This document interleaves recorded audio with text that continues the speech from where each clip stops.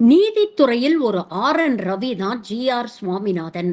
ஒரு நீதிபதி இப்படி பேசலாமா அப்படின்னு மதுரையைச் சேர்ந்த அட்வொகேட் வாஞ்சிநாதன் அவர்கள் ஒரு விமர்சனத்தை வச்சிருக்கிறார். அப்படி என்ன பேசினாரு? ஒரு நீதிபதி இப்படியெல்லாம் பேசலாமா? இந்த காணொலியை பார்த்து நீங்களே முடிவு பண்ணுங்க. நமது தென் மண்டல RSS பிரச்சாரக் ஐயா சுவாமிநாதன் அவர்கள் சமீபத்தில் கம்பன் விழாவுக்கு போயிருக்காரு. கம்பன் விழாவில் போய் அங்க பேசுறாரு. தீப ஏத்த முடியல, எனக்கு ரொம்ப ஏமாத்தமா போச்சு, ரொம்ப ஏமாற்றம் ஆயிடுச்சு, தீப ஏத்த முடியாது. அதே போல இங்க வரும்போது 2 சட்டக்கல்லூரி மாணவிகள் மத சின்னங்கள்லாம் திருநூறு எல்லாம் பூசி என்கிட்ட ஆட்டோகிராஃப் கேட்டாங்க. ரொம்ப மகிழ்ச்சியா இருந்துச்சு. எல்லோரும் மத சின்னங்களை நீங்கள் பெருமையோடு அணிய வேண்டும் அப்படின்னு மேடையில் பேசுறார். யாரு? இந்திய அரசியல் சட்டத்தின்படி எல்லா மக்களுக்கும் அரசியல் சட்டப்படி நேர்மையாக பாரபட்சமின்றி இருப்போம் என்று சொன்ன ஒரு நீதிபதி அப்படிதான் உறுதிமொழி எடுத்தாரு.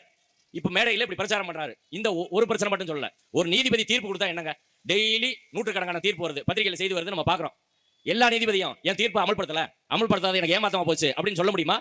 ஒரு ஆக்கிரமிப்பை இடிக்க சொன்னோம், ஆக்கிரமிப்பை இடிக்காம ஏமாத்திட்டாங்க அரசாங்கம் அப்படின்னு மேடை போட்டு ஒரு நீதிபதி பேச முடியுமா? ஒரு பென்ஷன் கொடுக்க சொன்னோம், கொடுக்காம விட்டாங்க. ஒரு ஆசிரியருக்கான சில சலுகைகளை கொடுக்க சொன்னோம், அதை கொடுக்காம விட்டாங்க. இப்படி நூற்றுக்கணக்கான உத்தரவுகள் தினந்தோறும் நீதிமன்றத்தில் வருது. எஃப்ஐஆர் போட சொன்ன போலீஸ் எஃப்ஐஆர் போடல, எஃப்ஐஆர் போடாம ஏமாத்திட்டாங்க, பென்ஷன் கொடுக்காம ஏமாத்திட்டாங்க. இப்படி ஒரு நீதிபதி பேச முடியுமா?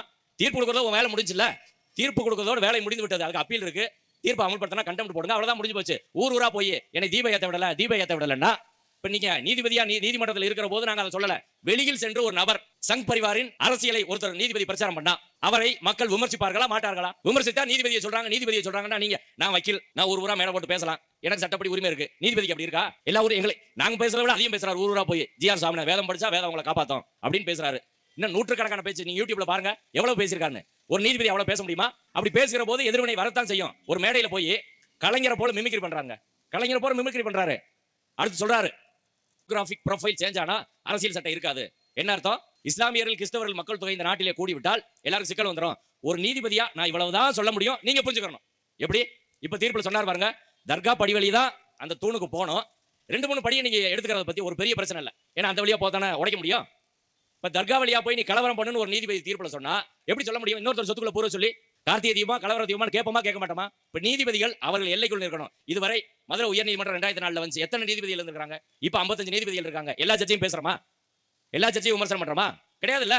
இப்ப யார் எல்லையை தாண்டுகிறார்களோ, அரசியல் செய்கிறார்களோ, நீதித்துறையில் ஒரு ரவியை போல ஆளுநர் வேலையை விட்டுட்டு அரசியல் வேலையை செய்தால் மக்கள் விமர்சிக்கத்தான் செய்வாங்க, மேடை போட்டு பேசத்தான் செய்வாங்க.